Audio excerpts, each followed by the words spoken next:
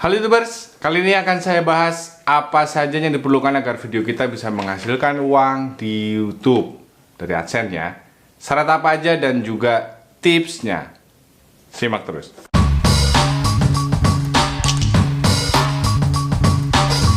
Mau udah monetis atau belum? Yang penting subscribe dulu. DNJC, channel khusus bahas seputar YouTube.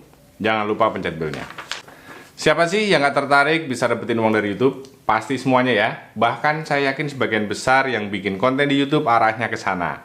Channelnya bisa dimonetisasi, ya kan? Gimana cara agar video kita menghasilkan uang? Prinsipnya itu sederhana. Setelah channel kita disetujui YouTube untuk dimonetisasi, maka YouTube akan menempatkan iklan di video kita. Penghasilan iklan akan dibayarkan oleh YouTube melalui akun AdSense. Jadi proses awalnya itu kita bikin channel, kita daftar AdSense, baru kita daftarkan channel kita untuk program monetisasi. Jadi ada dua hal yang harus dilewati, daftar AdSense dan tautkan channel kita ke akun AdSense tadi. Setelah bikin channel ya. Proses pendaftaran channel untuk monetisasi bisa dilihat di video yang ini. Selanjutnya, berapa sih uang yang bisa kita hasilkan dari YouTube? Besar kecilnya penghasilan tergantung dari berbagai faktor.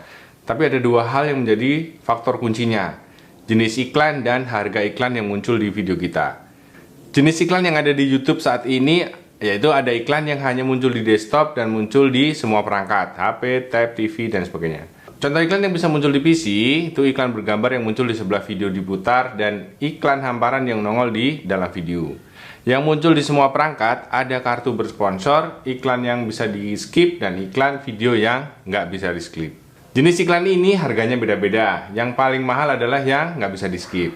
Besarnya harga tiap iklan juga beda-beda, tergantung nilai BPS yang kita dapatkan. BPS itu biaya per 1000. Setiap 1000 view dapat nilai berapa. Gampangnya gitu. Nanti dikalkulasi lagi oleh YouTube dikalikan banyaknya view iklan yang muncul di video kita. Jadi setelah dimonetis, nggak setiap video yang diputar akan muncul iklan. Bisa terjadi walaupun jutaan kali ditonton penghasilannya sedikit. Karena iklannya mungkin nggak muncul. Atau muncul tapi murah banget. Kita nggak bisa menentukan sendiri nilai BPS tadi ya. Banyak faktor yang berpengaruh. Jenis iklan, asal negara, penonton, dan sebagainya. Yang jelas nilai BPS Indonesia termasuk yang murah. Kalau channel kita bisa dapat penonton dari luar negeri, nilai iklannya biasanya lebih besar. Coba cek video yang ini kalau kalian mau bikin video untuk target luar negeri. Gimana bagi hasilnya? YouTube akan membagi total hasil iklan menjadi dua. Kita 55%, YouTube dapat 45%-nya. Sekarang, ini yang mesti kalian pahami kalau channel kalian mau ikut program monetisasi. Ada video yang layak dan nggak layak. Nggak semua video tuh disetujui untuk dipasang iklan. Kalau channelmu kebanyakan isinya nggak layak, ya nggak akan disetujui dari awal saat kalian mengajukan. Yang layak untuk ikut, yang pasti sesuai persyaratan dan pedoman komunitas. Linknya ada di deskripsi nanti ya, nanti lihat sendiri pedomannya seperti apa. Kemudian di dalam video tidak ada materi berhak cipta, mau lagu, mau video, ataupun materi lain yang mempunyai copyright. Thumbnail sebenarnya termasuk. Agak riskan sebenarnya kalau kita pakai gambar berhak cipta di thumbnail kita. Pokoknya sebisa mungkin yang ada di video kita buatan kita sendiri. Dari syuting sampai editing ya. Saya bikin sendiri nih bang videonya. Nggak tahu yang dimaksud ngeditnya. Videonya re-upload. Itu bukan original. Selengkapnya mengenai channel Citolak, alasannya apa? Bisa lihat yang ini. Oke, hal yang harus diperhatikan saat mendaftar program iklan. Yang pertama adalah syarat dari YouTube. Syarat untuk mengajukan program iklan adalah minimum punya 4000 jam tayang selama 12 bulan terakhir. Kalau dalam 12 bulan terakhir belum tercapai 4000 jam, maka akan ditunggu sampai syarat tercapai. Nggak ada hangusnya, karena perhitungannya maju. Yang udah lewat 12 bulan terakhir sejak hari ini ke belakang, yang nggak akan dihitung lagi. Yang kedua harus punya minimum 1000 subscriber. Ketiga, kita punya akun AdSense yang ditautkan. Jadi channel kita itu nanti harus ditautkan ke akun AdSense. Bisa pakai email yang sama dengan channel, bisa email yang lain, atau bisa juga kita tautkan ke AdSense orang lain yang udah aktif. Proses pengajuan monetisasi ini udah dibuatkan urutannya sama YouTube. Dari mulai aktifkan fitur monetasi, verifikasi HP, proses pendaftaran AdSense, sampai proses tampilan perolehan syarat awal, 4000 jam dan 1000 subscriber. Checklistnya udah ada, tinggal ikutin. Yang keempat, syarat dari akun AdSense. saat kita daftar baru, masalah syarat usia. Syarat minimum usianya harus 18 tahun. Yang masih di bawah itu bisa melalui wali yang sah atau gampangnya itu pakai identitas orang lain ya. Bisa orang tua, kakak yang usianya udah lebih dari 18 tahun.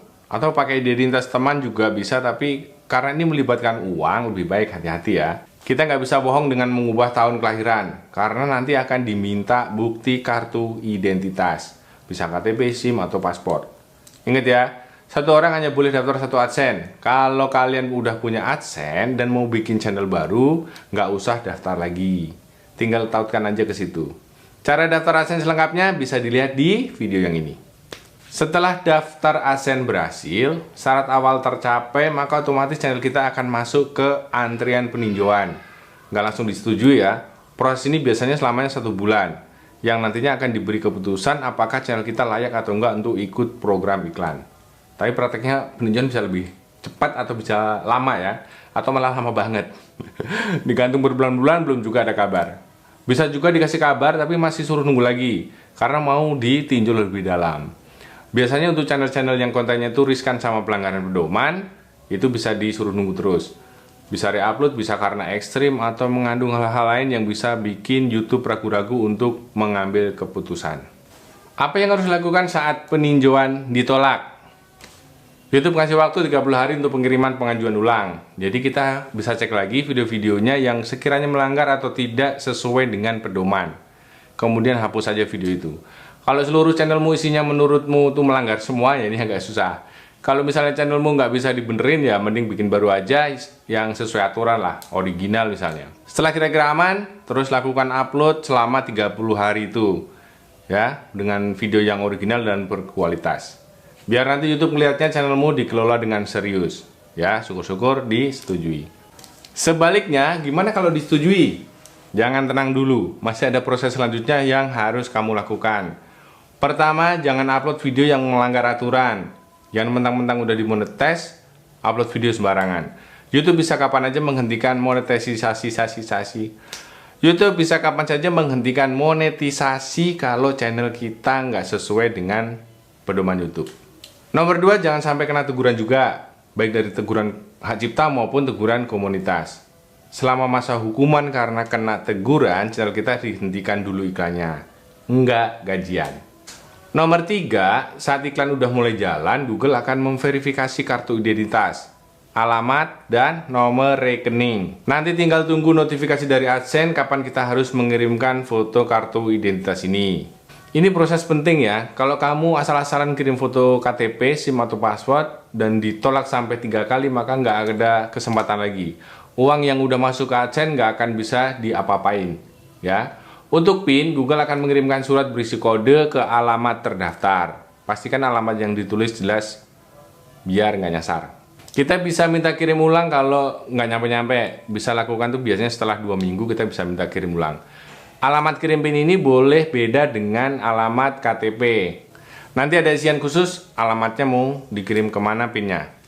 Kalau channel kita udah mendapatkan penghasilan minimum $10, Google akan meminta kita verifikasi rekening yang akan digunakan untuk mentransfer penghasilan tadi. Jadi AdSense akan meminta nomor rekening yang akan dipakai, nanti akan dites transfer oleh Google. Jumlahnya akan digunakan sebagai kode dan harus dimasukkan ke form verifikasi. Pemilik rekening bisa juga beda dengan nama di akun AdSense. Selama bisa memasukkan kode transfer yang dikirim, maka akan dianggap valid. Setelah semua beres, barulah kita bisa mulai mendapatkan pembayaran dari Google. Ambang batas ini bisa kita naikin ya. Misalnya nanti ajalah diambilnya kalau udah $10.000 gitu. Jadi nabung di situ. Kalau belum tercapai, maka akan ditotal bulan depan. Data detailnya pendapatan kita bisa dilihat di Creator Studio. Google AdSense nggak nampilin detail dari YouTube. Hanya total dari channel yang ditautkan ke situ. Pemberitahuan jumlah total pendapatan setiap tanggal 12 dikirim ke AdSense dan akan ditransfer ke rekening kita sekitar tanggal 25 setiap bulannya. Oke, mendapatkan uang dari YouTube itu bisa kita anggap sebagai bonus kalau tujuan main YouTube kita hanya untuk sekedar upload. Atau kita juga bisa persiapkan dari awal kalau nantinya channel kita akan diperuntukkan untuk monetisasi. Kalau itu terjadi, harusnya membuat channelnya juga yang serius. Dari kualitas konten, dari strategi SEO, paham aturan, dan segala macam usaha untuk membuat channel kita berhasil. Jangan kebalik, karena buru-buru pengen dimonetisasi, kebelet pengen kaya, akhirnya nyari jalan pintas. Nggak fokus lagi sama isi channelmu, nggak fokus lagi sama video. Jalan pintas tuh mungkin bisa berhasil, tapi biasanya nggak akan lama. Karena yang kita lawan adalah komunitas, sistem, dan aturan punya orang. Ada banyak banget orang yang akan ngawasin channel kita. Bermanfaatlah buat mereka, maka channelmu akan banyak diikutin orang. Semoga sukses buat channelnya, semoga bermanfaat. Sampai ketemu lagi.